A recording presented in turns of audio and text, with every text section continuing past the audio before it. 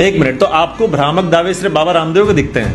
आपको भ्रामक दावे समाज में और कहीं नहीं दिख रहे हैं? कोई कंपनी नहीं कर रही है भ्रामक दावे? एक एनर्जी ड्रिंक के नाम पे आप बेच रहे हो कि उसको पीने के बाद डर के आगे जीत है, उसके बाद एक आदमी मोटरसाइकिल उठाता है और वो बिल्डिंगों के ऊपर स्टंट्स कर रहा है। ये भ्रामक दावा नहीं है कि ये एनर्जी ड्रिंक पीने के बाद आप स्टंटमैन बन जाएंगे? एक क्रीम है फेयर एंड लवली, वो दावा करती है कि 14 दिन में गोरे हो जाओगे आप। कितनों को गोरा बना दिया उसने? पूरा हिंदुस्तान गोरा हो जाना चाहिए था फिर तो। मैं ये कह रहा हूं कि आप समझ नहीं रहे हैं इस बात को। योग और आयुर्वेद जो है वो भारत की परंपरा है, भारत की आत्मा है। और वो व्यक्ति जिसकी बात आप कर रहे हैं, हम लोग कितना खुश हो रहे हैं। मुझे तो दुख इस बात पे है कि जनता कितनी खुश हो रही है। तुम्हारा क्या ले गए वो बाबा रामदेव? तुम्हारा क्या ले गए? जनता खुश हो रही है कि लाला रामदेव को दिखा दिया औकात कोर्ट ने। तुम्हारा क्या, तुमने क्या जीत लिया उस पर?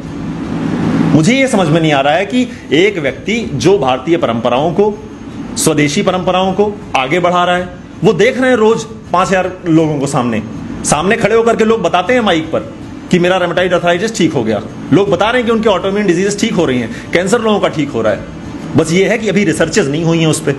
आज के 20 साल पहले, 50 साल पहले अगर आपको कोई कहता कि मोबाइल से वीडियो कॉल भी की जा सकती है, आमने सामने देख सकते हैं एक दूसरे को, मानते आप?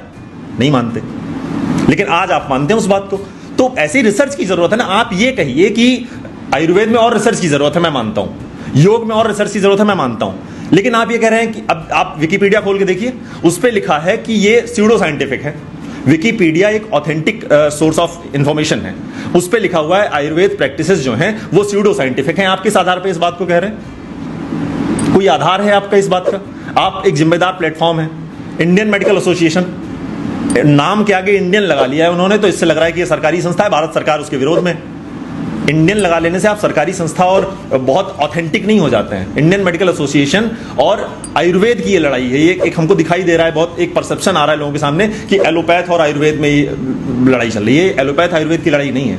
एलोपैथ और आयुर्वेद जो है ये साथ में चलने वाली पद्धतियां हैं। आयुर्वेद जो है वो जनक है, एलोपैथ उसके बाद जो है उसमें और मॉडिफिकेशन होकर के डेवलप हुआ है। एलोपैथ बहुत अच्छी चिकित्सा पद्धति है। लेकिन ये सारी लड़ाई इंडियन मेडिकल एसोसिएशन की और आयुर्वेद की है।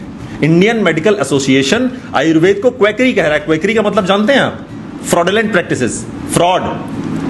और हमको, आपको शर्म नहीं आ रही है? आने वाले समय में आपको पता है क्या होने वाला है? आने वाले समय में ये जितनी भी योग की प्रक्रियाएं हैं, जितनी भी आयुर्वेद की औषधियां हैं, ये सारी औषधियां अलग अलग नामों से विदेशों में, पश्चिमी देशों में पेटेंट हो जाएंगी। और आप बैठे रहिएगा इसी मिथ्या अहंकार को लेकर के कि आप सब कुछ हासिल कर लेंगे एक दिन। जितनी एक्सरसाइजेज आपकी हुआ करती, जो मार्जारी आसन है उसको कैट पोज के नाम से पेटेंट कर लिया गया है। कहते रहिएगा उसके बाद कि नहीं हमारे शास्त्रों में दिया हुआ है मार्जारी आसन। जैसे आज हम बात करते हैं गुरुत्वाकर्षण को लेकर के कि हमारे शास्त्रों में महर्षि कणाद ने कह दिया था वैशेषिक दर्शन में। कहते रहिए न्यूटन ने तो दे दिया। कौन मान रहा है आपकी बात को? ऐसे ही आने वाले समय में आपके सारे प्राणायाम को ब्रीदिंग प्रैक्टिस के नाम पे बेचा जा रहा है। बोल रहे हैं ना डॉक्टर्स को, आखिर प्राणायाम बोलने में क्या शर्म है? आप उसको प्राणायाम क्यों नहीं कह पा रहे हैं कि प्राणायाम करने से आप स्वस्थ हो जाएंगे? आप कह रहे हैं कि ब्रीदिंग एक्सरसाइजेस आप करेंगे तो आप स्वस्थ हो जाएंगे। ब्रीदिंग एक्सरसाइज को अगर आप प्राणायाम कह देंगे तो आपको पता है क्या होगा? उससे ये होगा कि आयुर्वेद और योग की जीत हो जाएगी। और ये कैसे स्वीकार कर लें? तो सारी समस्या यहां आ रही है। बाबा रामदेव या एक भारत के सन्यास परंपरा के सर्वोच्च पर बैठा हुआ व्यक्ति, ये सारे न्यूज चैनलों पे आप देखते होंगे, अन्य धर्मों के जब अन्य पंथों के जो लोग होते हैं उनका नाम जब लेते हैं, जैसे एक कोरोना के समय में एक मौलाना साद था, उसका मतलब उसने आपराधिक कृत्य किया है, लेकिन एक भी न्यूज चैनल पे क्या किसी एंकर ने उसको ये कहा कि ये साद है?